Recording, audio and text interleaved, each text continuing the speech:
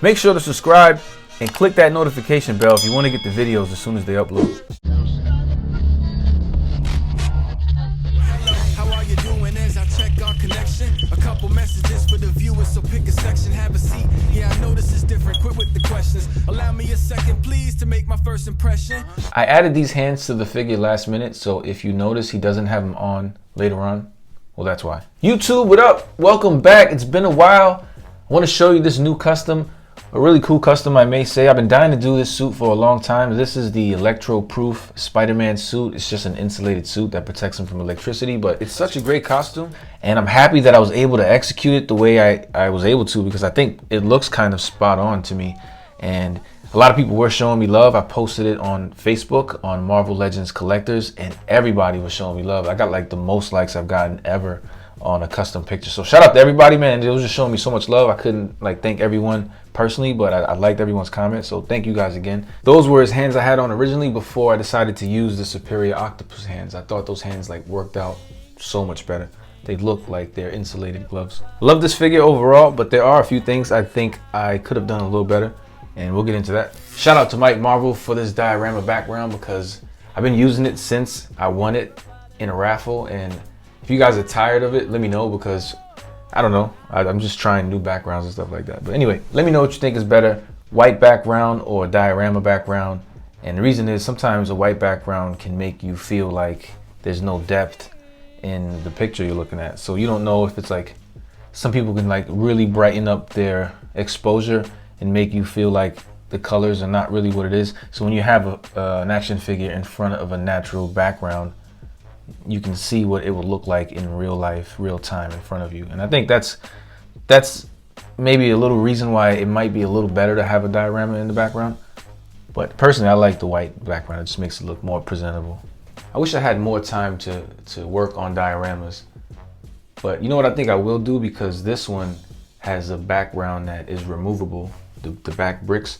So I may just make different backgrounds and just connect them every now and then to different videos, so that way it just doesn't get boring all the time. The first time I saw this design, the logo caught my eye because it was the first time I seen a spider emblem look like that. The legs look like an 8 or an infinity sign or 2 squares, and I thought it was cool. And I knew one day I was gonna make this figure, and I couldn't wait to do it. I didn't put a logo on the back because you see that this figure has a peg hole, so it wouldn't really fit, plus the way I sculpted those insulated pads. I don't care for a back logo, to be honest with you. Maybe I could squeeze one in there, but I don't think it really matters. If you think it matters, let me know in the comment section below. But I like this logo a lot. It looks like an 8 almost, but my issue with it, I think, is it looks kind of upside down. If there's one thing I had to complain about, it would probably be the logo. It's because it's not as good as I would like it, to be honest with you. I just think it's upside down. If you compare it to some comic or game images, you would see that it's the bigger half is supposed to be up top and the smaller half is on the bottom. I don't know if that makes a difference, because I guess artist interpretation can change, you know, depending on who draws it, but it could also be just OCD kicking in. Really easy custom to do. I know you guys are like, yeah, okay, right? It is. The hardest part, obviously, is the sculpt, but if you really pay attention, you'll notice the sculpt are in places where there really isn't no articulation. Only at the ab crunch is where you really have to worry about, because the side of the ribs are where you're gonna put some sculpt, and even on the top of the hips, because when you lift the legs, you don't want that to crash. But other than that, there's really not much sculpt happening here, and the body was easy. You know, usually I say if you want to make yourself one of these, so let's just do that really quick. If you want to make yourself one of these, all you need is the blue X-Men Deadpool, a Spider-Man head of your choice, and some sculpt. Reason for Deadpool is he's blue everywhere, so there's no need to sand any joints. Everything is already blue at the most. You're just gonna, oh, I'm sorry, the forearms you'll also need to change. Those are from Moon Knight. The lower arms are Moon Knight's. And then some blue paint, because you'll have to match the Deadpool blue paint. I couldn't get it to match exact, but it's pretty spot on. The only difference, I would say, it's a little more saturated. It looks more vibrant in comparison to the Deadpool. And that doesn't make a difference when it comes to joint preparation. But you will have to X-Acto knife some of this ab crunch area, because this is the part that's important when you're going to add the sculpt on the sides. Even if you didn't add the sculpt, you would still have to prep this side when it comes to painting if you were going to paint anything. So that's what I will say. That is the most time-consuming part aside from the sculpt. I use AV's epoxy sculpt and Model Masters acrylic paint. I know a lot of guys ask me a lot, and hopefully a lot of you guys see this video so you can know that. But this is also important at the hips. You don't want the sculpt to crash. Now you can do two things. You can either prep the hips by cutting it with the X-Acto knife, or just mind where you sculpt. And that's what I did. Just made sure I sculpted in places where it wouldn't crash with any other plastic. So that's it. The thighs are pretty simple. The knees, I didn't have to sculpt the orange at the bottom of the legs, but everything is movable. You can move this figure the way you want, like any other average Marvel legend. So don't be afraid to move your figure. Even at the sculpted areas, I kind of assure you there will be no rub. And I give credit to Hasbro because this is Deadpool. If you want to see how Electro-proof Spider-Man will look on your shelf next to all your other Marvel Legends, we can compare them to some other Spider-Man if you like.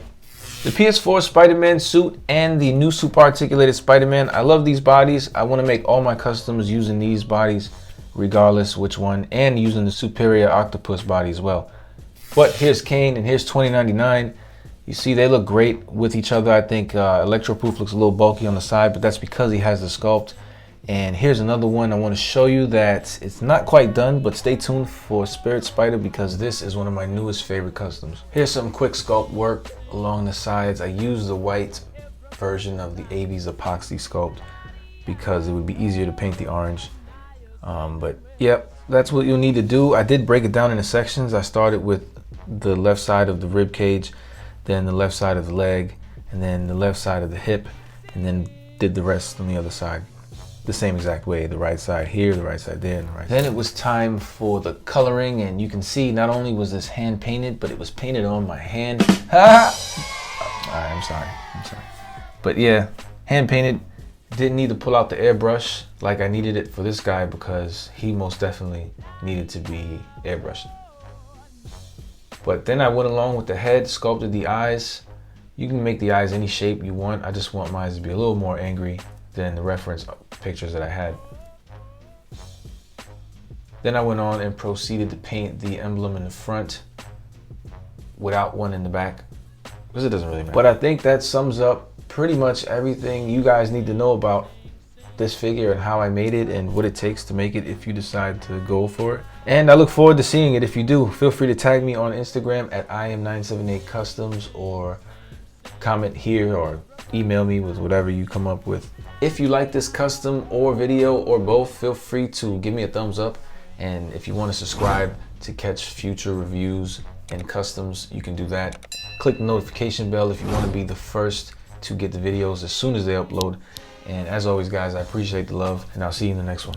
Peace. But if you choose to subscribe, you the man. Yes, you. Everyone below in the comments, yes, you too. Thank you very much for showing me love. Who knew? It's ironic how we think out the box for you too, right? Sing, sing, sing, sing. Everybody.